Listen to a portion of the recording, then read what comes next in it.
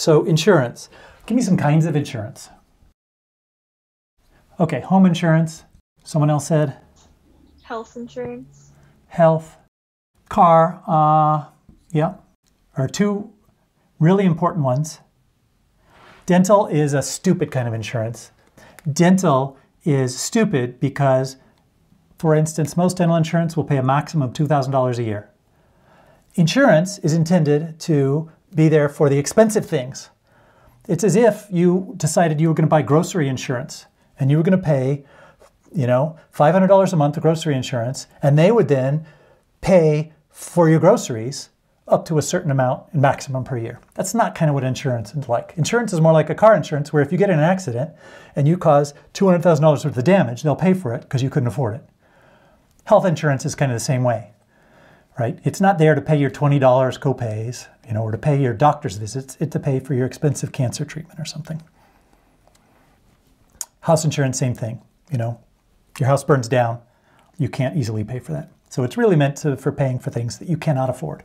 And dental is not that. Do I have a thing about dental insurance? Yes, I do. Do I have dental insurance? Yes, because my wife gets it for free, and so of course we use it. Okay, I'm going to give you a real big one that you've never thought about. Disability. And there is one other which can be important, which is life insurance. Disability insurance is if you get sick or infirm and can't work, this will pay. Okay? This is an important kind of insurance because you guys are in a special occupation, right? You're in an occupation that pays a lot of money, which is software engineering. Often, disability, like if you were to be considered disability by the Social Security Administration, that is you can't work at anything, right? You can't go around picking up, leaves and get paid minimum wage. And so if that happens, you'll get Social Security disability. You kind of probably want to be working as a software engineer. And so if you're not a software engineer, you want to be able to get money to live if you can't do that. And so disability is just something to consider. It's often available via your job, but the problem is if you lose your job, you don't have it anymore. So you can get disability separately. Car insurance, we know you want to have.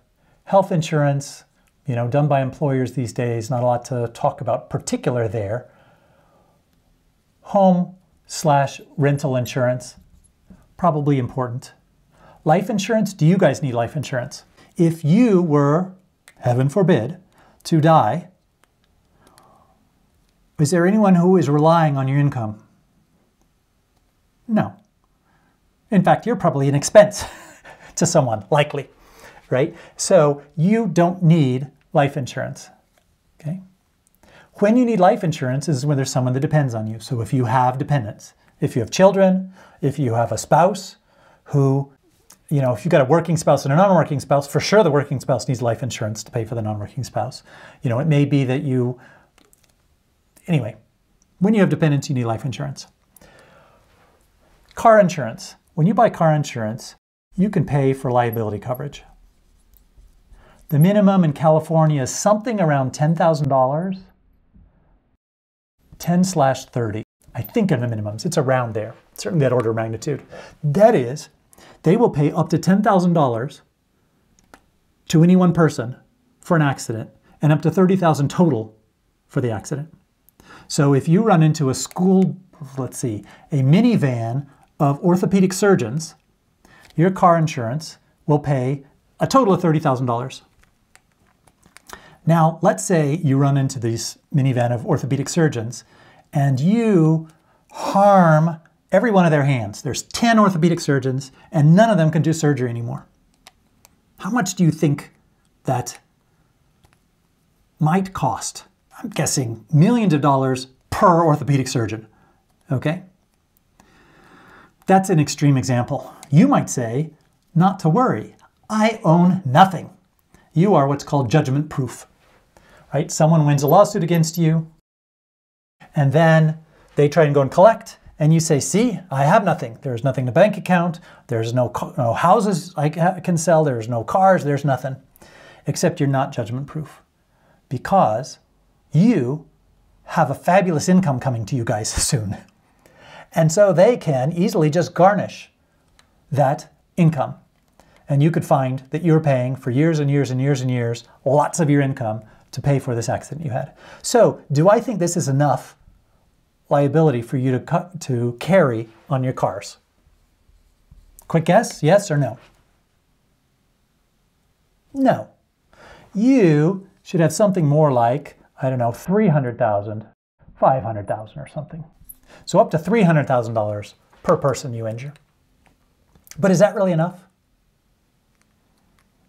Not really. Even one orthopedic surgeon, even if they're not in a minivan, if they're in a Miata, you're still in trouble, right?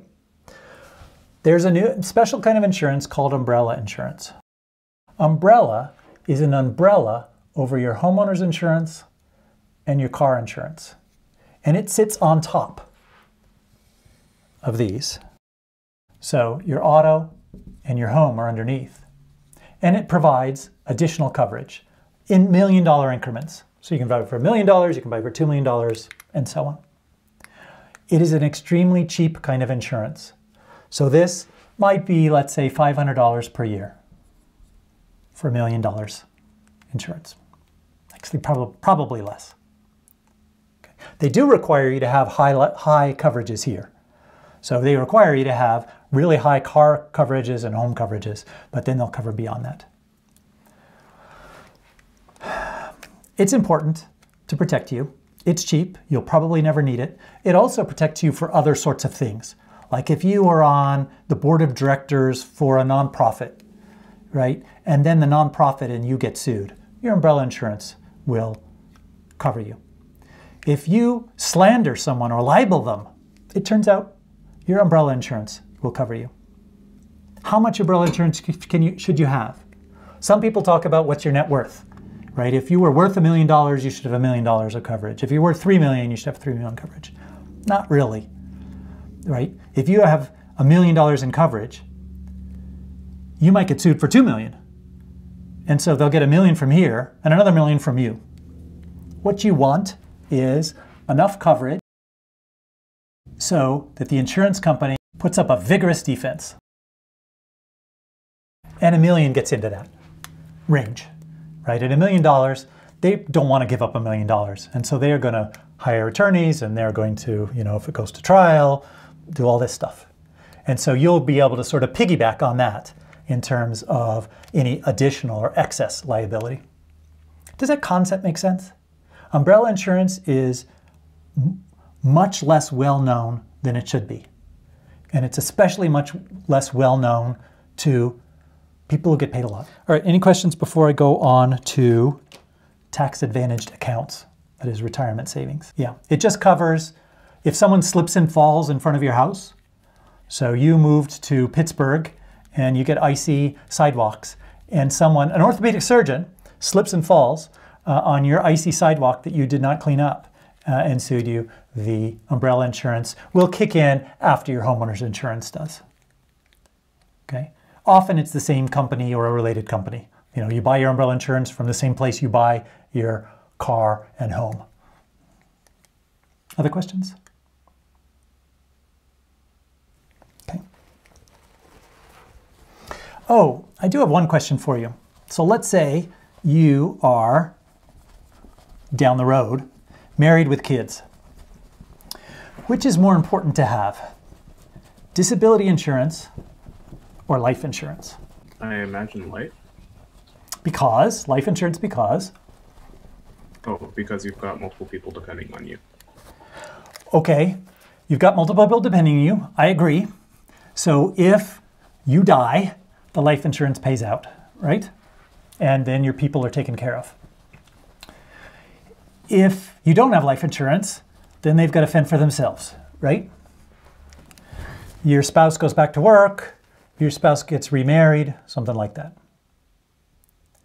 But you don't cost any money other than your funeral. Once you're dead and buried, and I'm sorry to be so blunt, right? But once you're dead and buried, there's no ongoing costs for you. Now, what if you're disabled? Really disabled. You now have ongoing costs, right? You eat, for example. You need space in a house, right? You need lodging. you may need help, you know, home health care, stuff like that. So actually, it's worse off if you are very disabled than if you are no longer around, strictly from a financial point of view, for your dependents. Your spouse can't easily go and remarry someone because, like, you're still there. That would be bigamy, right? So actually, disability insurance can be more important than life insurance, okay? So just keep in mind, always keep in mind, what is this disability thing?